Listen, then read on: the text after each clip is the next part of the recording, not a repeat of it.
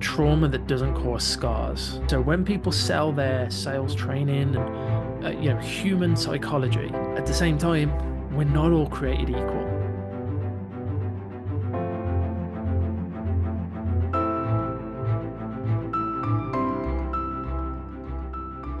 Hey guys, welcome back to another episode of Mindset, Skillset, Heartset. Appreciate you joining. This is the second ever episode. So really just trying to keep this momentum going and just build out some useful information for everyone and, just see where we can take this. One of the things that I also want to focus on with this podcast as a whole is not just trying to um, like regurgitate normal self-help things or the normal things that you hear. It's motivational, psychology stuff. It's all great, but it's all been done a million times. So for me, one of the main things is I also want to focus on what's kind of become more so known as like neurodivergence, which is more ADHD, autism, bipolar, those sort of things, those sort of silent mind places that affect people in a way you can't see, you know, like trauma that doesn't cause scars, for example. You can't prove it, but it has a big impact in this industry. And sometimes what we forget is not everyone's dealing with the same things. I read a great quote today, which is trauma is not qualifiable. You can't quantify trauma. So you can't compare anything like that and go, well, mine was worse. It is what it is, and it's yours to own and to deal with in the way that you deal with. And for me, I kind of want to touch on a few different things, and it kind of relates a little bit to ADHD more so, which is a little bit with some of the things that I have to deal with. But I also want to just bring out some other parts that, maybe you've not even realized you have these sort of struggles. Maybe you have these struggles, but you don't want to give it a name. I'm not here to give you reasons why you should or you shouldn't, but I do feel that there's these things that are unspoken in this industry a lot, and I really want to help bring that to the front a bit. So one of the things, I'm reading a really interesting book at the moment called Driven, and realistically, it's about neurodivergent people, but he wants to give it a positive connotation. So he calls it the driven rather than, ADHD or something which can have negative connotations. So and it's called the driven. Well, the book's called Driven, but the people he refers to are the driven. But he goes into it even into a genetic level. And I think I'm not here to convince you that this sort of stuff is real. I don't care if you believe it or not. I'm trying to help the people that are dealing with it, regardless of if it's real or not. He obviously delves into it from a genetic point of view, from a brain scan point of view, and there's a lot of good science there as well. But there's a lot of things which are really interesting as I learn more about this sort of thing, and what it all looks like. And let's turn this off. There we go. And what it entails, it answers a lot of questions that I've had to deal with throughout my whole life, which I didn't even realize until I was in my 30s, actually. So, one of the things, and this is where I want to help as well, because this will help you with your mindset potentially. If you're anything like me, it'll help you with your skill set as well, because you will realize that not everybody is the same. So, when people sell their sales training and these sort of things on human psychology, it's great and it's good and it's better than nothing. At the same time, we're not all created equal, right? We're not identical, at least, should I say. There are people who think differently. There are motivators that are different. There are issues they're dealing with that you've never had to deal with, and vice versa. So to treat everyone the same and just go, well, as long as I have a goal and as long as I have a cost of inaction and this, and everyone will buy. It's like, well, yes and no. We need to have the nuances. We need to understand the people we're talking to. Those things are important. But what you need to understand as well is you're there to support the person in making the decision. And we need to help them do that in the right way. And even if just knowing that there's differences in people, maybe that will help. So just breaking down the ADHD side of stuff a little bit.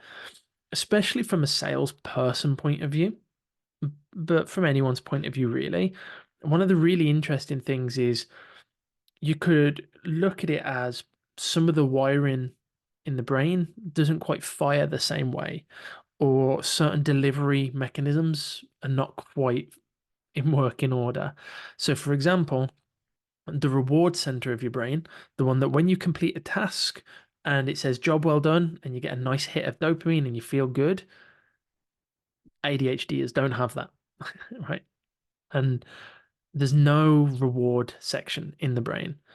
And that's a real issue because what it means is no matter what you do, you never feel like you've actually done it. You never feel accomplished, you never feel enough.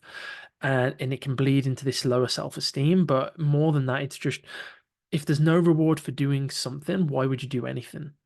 And that's a really tough thing. And this is why you can't compare yourself to others as well. So, for example, someone I know is in a bodybuilding phase at the moment, and it's like competitive and it's building out, and it's really impressive. Um, the hardest thing for my brain to deal with is to go, why?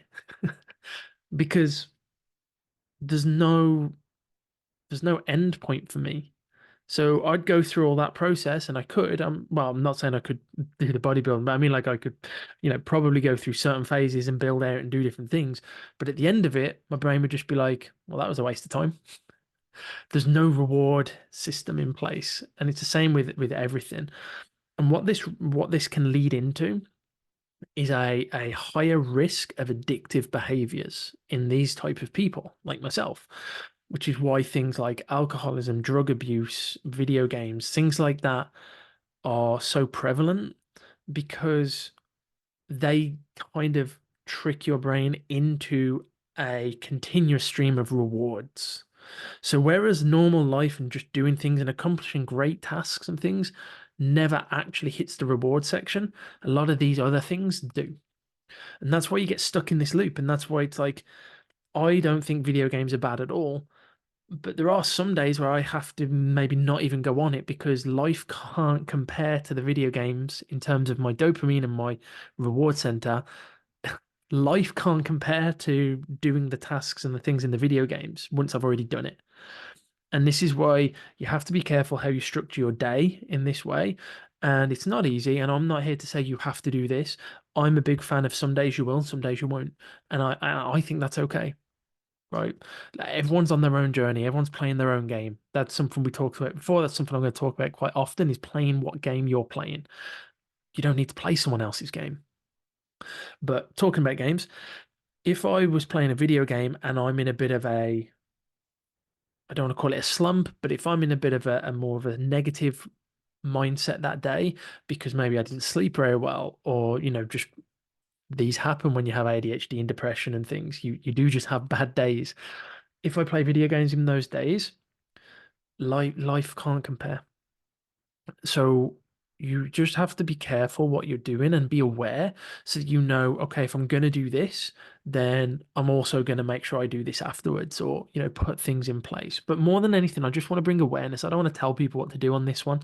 That's not what this is for. I just want to bring awareness. Like some people have never even thought about why they like playing games and why they're struggling because the game is ticking off the reward box that life never will.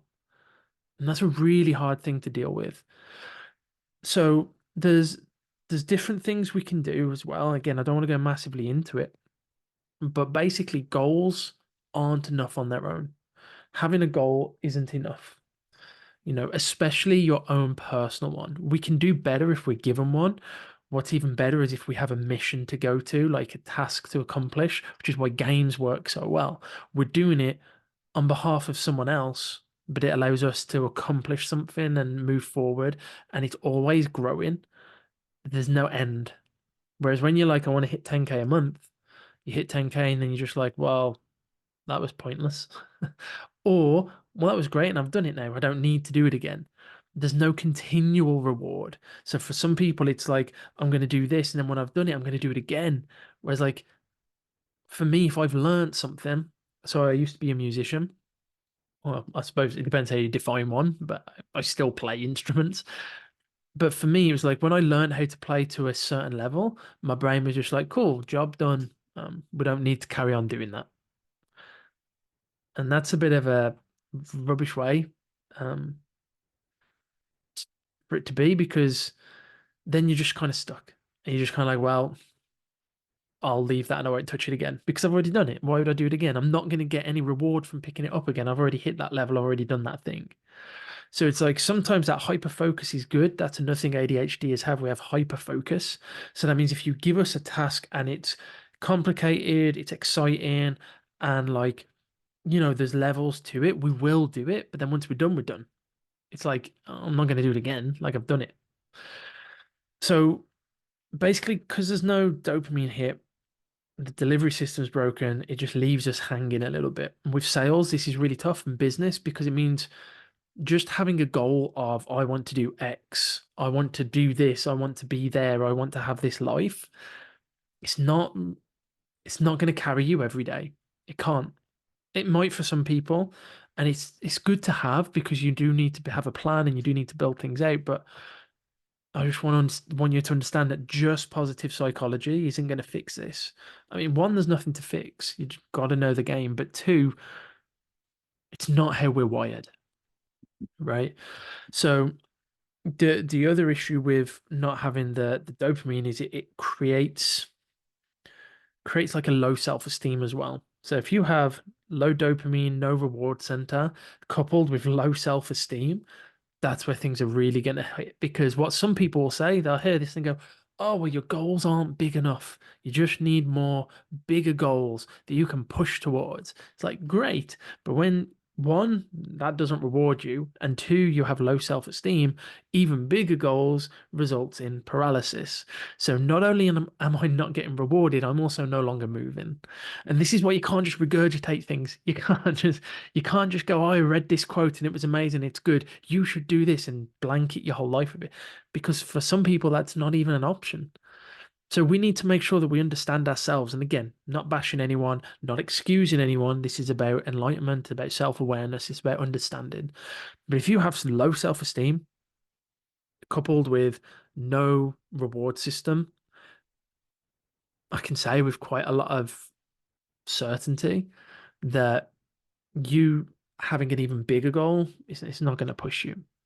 It's just not. Some days it might. Some days you'll feel good and you'll go for it, but it's not going to push you. It's not going to, you know, be the difference that makes the difference. So if you look at it like that, like the goal isn't pulling you anywhere because you're not rewarded by it, and the bigger goal repels you.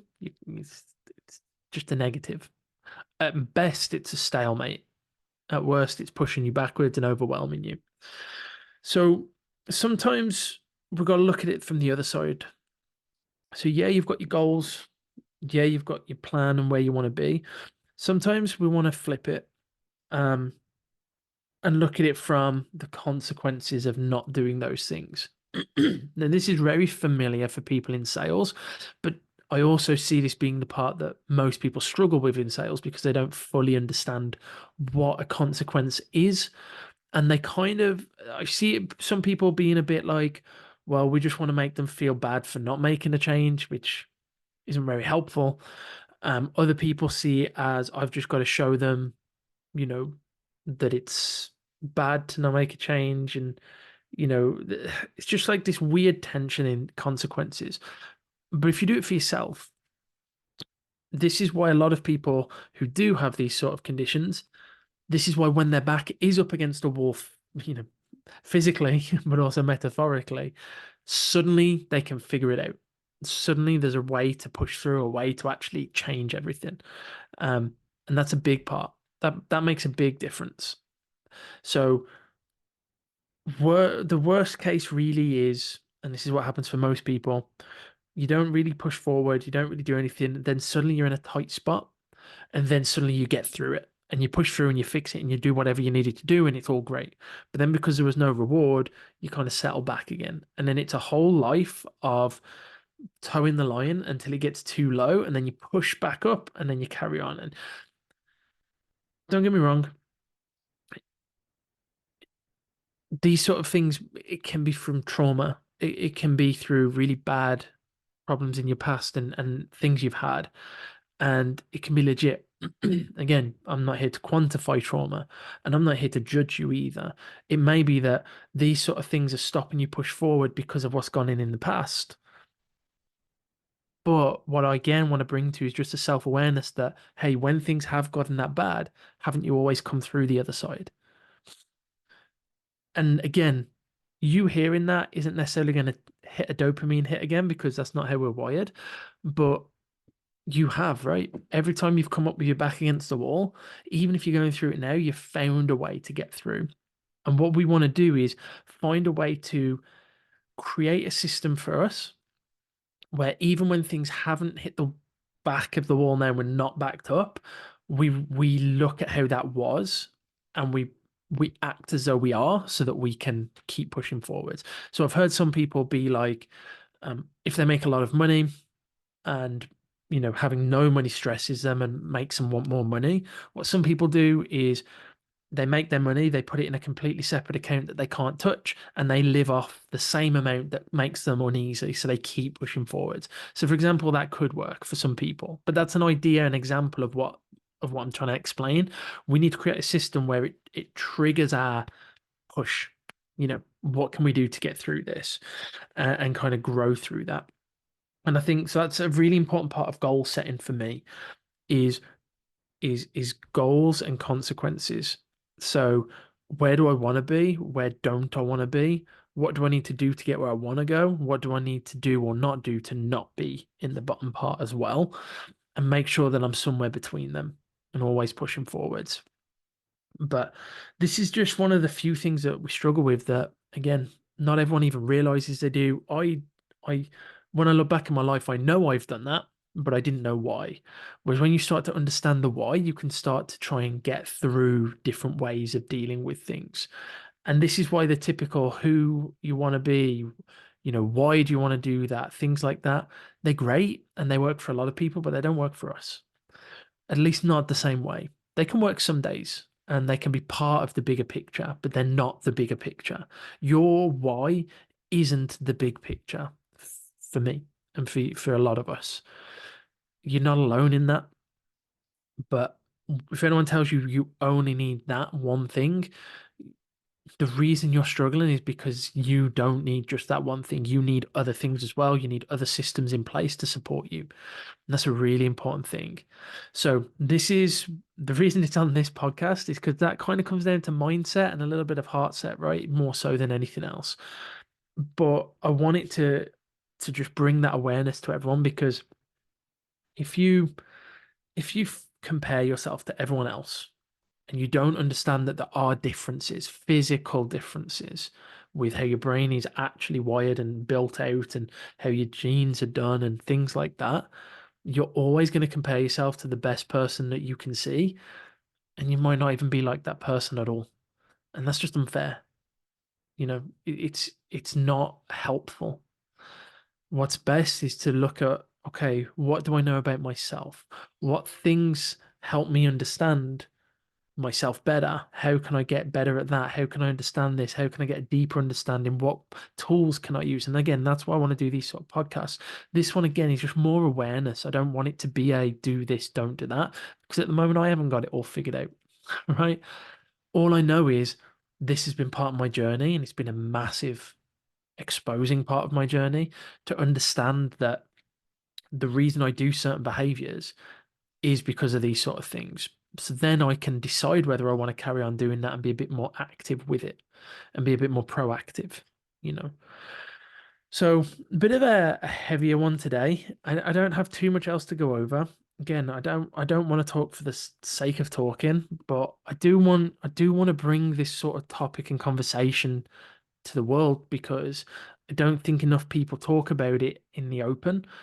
And I don't think a lot of people understand it who have never been diagnosed or don't have it. People who haven't been diagnosed but do have issues, the best thing I can say is just do more research, look into it because I read certain books, things like um, Driven to Distraction or um, Scattered Brains by Gabor Mate. things like that. And it felt like I was reading an autobiography. So it's like, just just look into it more. If you feel like any of this resonated with you, look into it a little bit more. Hit me up. I'm not an expert, but I can share my experiences and we can learn more. That's the whole point of me having Brave Community and things like that, where we can meet and discuss things. And, it's not all about this, but it's an important part, right? So just wanted to bring that to the table this week. I'm doing an interview for my next episode with a business owner who's built his own agency up to tens of thousands a month, and he's doing really, really well. So we'll go through some business things, we'll go through some mindset things there as well. That's what the podcast is. But I just wanted to bring that bit of self-awareness. You know, you just need to understand yourself a bit more. And if you haven't been looking into it, you need to start, because how can you know where you're going if you don't even know where you're starting? And that's what I want us to look at. So appreciate you joining me on this one. Hopefully this one was insightful and interesting. And yeah, keep tuning in.